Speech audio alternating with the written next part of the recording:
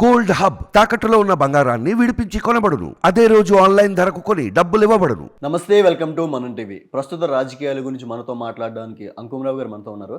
నమస్కారం సార్. నమస్తే.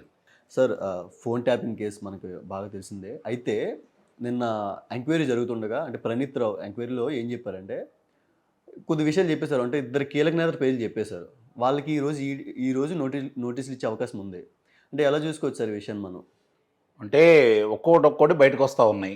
ఉమ్, అధికార పార్టీ వాళ్ళు ఈ విధంగా ప్రతిపక్ష నేతలు కావచ్చు, వాళ్ళకి అనుమానం ఉన్న వ్యక్తుల మీద ఇలా నిఘా ఏర్పాటు చేసేసి వాళ్ళు ఈ ఫోన్ ట్యాపింగ్ చేయటం వాళ్ళ కొత్త ఏమీ కాదు. అలా చేసినందువల్ల ముఖ్యమంత్రులు వాళ్ళ స్థానాన్ని కూడా కోల్పోయిన సందర్భాలు ఉన్నాయి. ప్రభుత్వాలే పడిపోయిన సందర్భాలు కూడా ఉన్నాయి.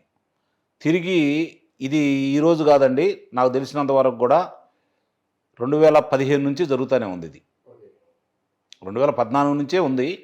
అంటే వాళ్ళు పార్టీ రాగానే వాళ్ళు వచ్చి రావడంతో వాళ్ళు చేసిన మొట్టమొదటి పనులన్నీ ఏంటంటే ఇది చేసే చాలామంది గుట్టుముట్లన్నీ బయటకు తీసుకొని వాళ్ళని బెదిరించి పార్టీలో కూడా చేర్పించుకున్నారు. ఓకే. కాబట్టి ఒక్కొక్కటి బయటకు వస్తూ ఉన్నాయి. ఎప్పుడు ఏది దాగవు. అధికారం ఎవరికి శాశ్వతం కాదు. అధికారం శాశ్వతంగా అవుతుందనుకొని ఇలాంటి ప్రయత్నాలు చేసిన వాళ్ళందరూ కూడా ఈరోజు కారాగారంలో మగ్గాల్సిందే. అందుట్లో ఎలాంటి సందేహం కూడా ఏం లేదు. దీనికి అధికారులు చేస్తున్నారు అంటే ప్రజాప్రతినిధులు ఎవరైతే ప్రభుత్వంలో ఉన్న పెద్దలు వాళ్ళ యొక్క ఆదేశాలు లేకుండా మాత్రం ఎవరు కూడా చేయరు. వాళ్ళకి అవసరం ఏముంది? వాళ్ళకి అవసరం ఏదైనా ఉంటే వేరే అధికారులను లేకపోతే కొంతమందిని ఏదైనా చేయటం కోసం చేస్తారంటే అవి బయటకు వస్తూ ఉంటే వాళ్ళ ఉద్యోగానికి కూడా ఇబ్బంది కాబట్టి వాళ్ళైతే చేయరు. కానీ ఇప్పుడు ప్రతిపక్షాలను ఇబ్బంది పెట్టాలని, వాళ్ళ గుట్టుమట్లు తెలుసుకోవాలని, వాళ్ళని అదుపాయంలో పెట్టుకోవడం కోసం లేకపోతే పార్టీలో చేర్చుకోవడం కోసం ఈ ప్రభుత్వం చేసిన నిర్వాహకానికి ఈరోజు మూల్యం చెల్లించుకుంటుంది. దీంట్లో ఈరోజు ఇద్దరు మీరు అంటున్నారు, కానీ ఇంకా చాలా పెద్ద తలకాయల పేర్లన్నీ బయటకు వస్తాయి.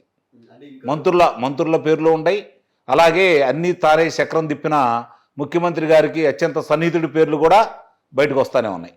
అదే ఇంకొకటి ఇంటెలిజెన్స్ చీఫ్ ఇంతకు ముందు ఎవరైతే ఉన్నారో ప్రభాకర్ రావు గారు, అతను ఇప్పుడు లేరు, యుఎస్ వెళ్ళిపోయారంట. ఎప్పుడు వెళ్ళిపోయారు కూడా తెలియదు. అవునవును. అతని పేరు వస్తుందన్న టైంలో బయటకు వెళ్ళిపోయారు. అవును. వాళ్ళకి ముందస్తు సమాచారం ఉంటుంది కదా. అవును. ఇప్పుడు చాలామంది ఏమనుకుంటున్నారంటే అందరూ దీనికోసం పనిచేసే వాళ్ళు ఉండరు. వాళ్ళకి సమాచారం ఇచ్చేవాళ్ళు వాళ్ళ శాఖలో ఉంటారు నిస్సందేహంగా. అందరూ నీతిమంతులు ఉంటే అసలు ఎందుకు జరుగుతాయి?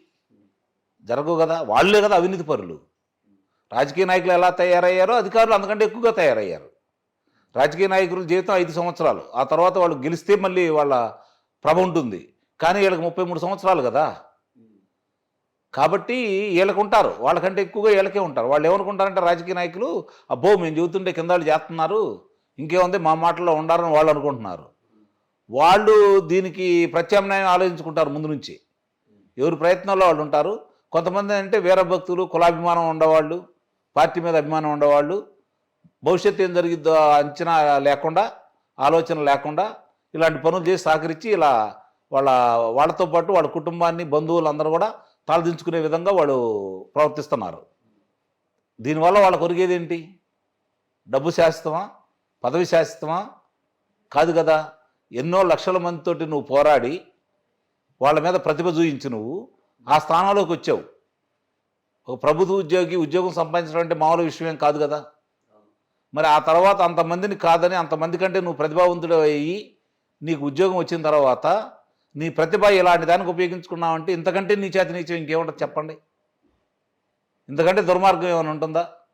ఏం కావాలి? ఈరోజు లక్షల మందిలో నువ్వు ఒకడివి, గొప్పగా బతుకుతున్న వాళ్ళలో లక్షల మందిలో ఒకడే కదా ఈ ప్రభుత్వ ఉద్యోగం అంటే అందులో ఈ 1,00,000 మందిలో కొన్ని వేల మంది కంటే సుమారు నీకంటే 100 మంది 200 మంది అధికంగా ఉండొచ్చు.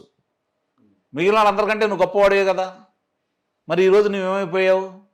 వాళ్ళందరికంటే అధముడు అయిపోయావు కదా. నిన్ను చూస్తే ఏ విధంగా ఈరోజు ఆలోచిస్తారు ప్రజలు? ఈ చిన్న విషయం కూడా అర్థం కాదా వీళ్ళకి? ఎందుకు ఇలా చేస్తున్నారు? ఒకసారి ఆలోచించుకోవాలి. ఇప్పుడున్న రాబోతున్న ప్రభుత్వ ఉద్యోగులు కావచ్చు, ప్రభుత్వ ఉద్యోగానికి రావాలనుకుంటున్న వాళ్ళు కావచ్చు, లేకపోతే రేపు పొద్దున అధికారంలో రావాలనుకుంటున్నటువంటి ఆశావాహులు కావచ్చు, రాజకీయంలో రావాలనుకుంటున్న వాళ్ళు కావచ్చు, వాళ్ళందరూ దీని గురించి ఆలోచించుకోవాలి. తాత్కాలికం కాదు. ప్రజల మన్నాలు పొంది మన జీవితాంతం ప్రజాసేవలో ఉండాలా, లేకపోతే ప్రజాప్రతినిధులుగా ఉండాలా? అందరూ ప్రతిసారి గెలవరు కదా. మంచి చేసిన వాళ్ళు కూడా గెలవరు. ప్రభుత్వాల మీద ఉన్న వ్యతిరేకత వాళ్ళు కూడా ఓడిస్తూ ఉంటుంది. మచ్చలేని అధికారులు ఈరోజు వాళ్ళు ఎలా గౌరవిస్తూ ఉన్నారు? వాళ్ళ ఆస్తులు సంపాదించుకోలేకపోవచ్చు, కానీ వాళ్ళ గౌరవం ఎలా బ్రతుకుతున్నారు? ఆస్తులు సంపాదించుకొని కారాగార వాసన చేసిన మీ బతికేంటి? ఇది కదా ఈరోజు ఆలోచించుకోవాల్సింది. మీరు అన్నట్టు పెద్ద తలకాయలు ఇప్పుడు నాకు తెలిసి మాజీ మంత్రులు, చక్రం తిప్పిన వాళ్ళు, అలాగే ముఖ్యమంత్రి గారికి అత్యంత సన్నిహితులుగా వెలుగొంది వాళ్ళకి స్వాగత సత్కారాలు ఏర్పాటు చేసుకున్న వాళ్ళందరికీ కూడా బయటకు వస్తున్నాయి. వాళ్ళకి ఒక నోటీసులు ఇచ్చి ఎంక్వైరీకి పిలుస్తారు. నిస్సందేహంగా పిలుస్తారు, వాళ్ళని కూడా లోనేస్తారు. ఎందుకంటే ఈ సమాచారం ప్రకారమే కదా. అక్కడ ముఖ్యమంత్రులు లోనేసినప్పుడు ఇక్కడ పెద్ద విశేషం ఏముంది? మీరు చూపిన విద్యే కదా ఇది. నీవు నేర్పిన విద్య నీరజాక్ష అని చెప్పి వరకైతే అనలేదు కదా. కాబట్టి గతంలో వీళ్ళు ఏం చేశారో దీనికి రెండింతలు చేయడానికి సమర్థులు వాళ్ళు. వీళ్ళేమో వాళ్ళు అనగదొక్కాలని, వాళ్ళ గుట్టుమట్టు తెలుసుకోవాలని ఈ పని చేశారు. వాళ్ళకి ఏంటంటే ఇప్పుడు ఆధారాలు దొరికినాయి కాబట్టి అవి చేయకుండానే వీళ్ళు తాట దిగొచ్చు. అవును, జరిగే పరిణామాలు అవి. వాళ్ళు చేసింది వాళ్ళకే చుట్టుకుంది. నిస్సందేహంగా ఎక్కడికి పోదు. నిన్న ట్వీట్ కూడా చేశారు, సోషల్ మీడియాలో నా గురించి దుష్ప్రచారం జరుగుతుంది, అసలు మాకు సంబంధం లేదన్నట్టుగా చేస్తారు. కేటీఆర్ గారు ట్వీట్ చేశారు. ఎవరి అయినా బయటకు వచ్చేంత వరకు ఇట్లానే మాట్లాడతారండి. ఆధారాలు తెలిసి రేపు పొద్దున కారాగారం అయిన తర్వాత కదా జరిగేది. ఇంకోటి చెబుతున్నది, ఇక్కడతో ఆగలేదు. ఇదే విషయం రేపు ఆంధ్ర రాష్ట్రం కూడా మళ్ళీ కుదిపోయిపోతుంది, చూస్తూ ఉండండి. ఇప్పుడు వీళ్ళే ఇట్లా చేస్తే ఆంధ్ర రాష్ట్ర ప్రభుత్వం ఇంకెన్ని చేసి ఉంటుందో. లింకులు ఉన్నాయంట సార్. నిస్సందేహంగా అనుమానం ఉంది, నిస్సందేహంగా ఉంటుంది. ఒక్కొక్కటి బయటకు వస్తాయి. ఇప్పుడు వీళ్ళు ఎట్లా జరిగిందో రేపు పొద్దున అధికారం పోయిన తర్వాత వాళ్ళ పరిస్థితి కూడా అంతే కదా. ఏపీలో ఎవరు చేసి ఉండే అవకాశం ఉంది సార్ ఎట్లా అయితే? ప్రభుత్వం చేస్తుంది, ఇంకెవరు చేస్తారు? ఓకే, ప్రభుత్వమే చేపించింది కదా. ఎక్కడ చేయించిన ప్రభుత్వ సహకారం లేని అధికారులు ఎందుకు చేస్తారు చెప్పండి? వాళ్ళకి ఏం అవసరం చెప్పండి? వాళ్ళకి ఏదన్నా వాళ్ళకు వచ్చినటువంటి పరిశోధనలో సంబంధించిన విషయాలు ఏదన్నా ఉంటే దాని మీద నిఘా పెడతారు, అధికారం వాళ్ళకు ఉంటుంది. వాళ్ళు సమాచారం ఇచ్చేసి వాళ్ళు నిఘా పెడతారు, కనుక్కుంటారు. ఇక్కడ అలా కాదు కదా.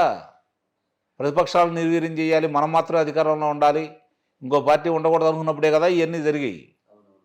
అందుట్లో ఏంటంటే అవతల వాళ్ళ యొక్క లొసుగులు మామూలుగా మాట్లాడుకుంటే ఏముంటుంది? మీరు నేను మాట్లాడుకున్నాం అనుకోండి, వాళ్ళు ఏం పీకగలుగుతారు? ఏం లేదు కదా, చేయలేరు.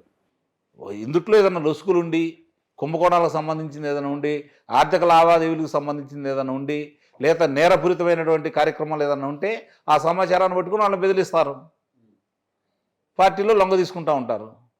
ఇదే కదా జరుగుతుంది. తెలంగాణలో ఇదే జరుగుతుంది, ఆంధ్రాలో కూడా ఇదే జరుగుతుంది కదా.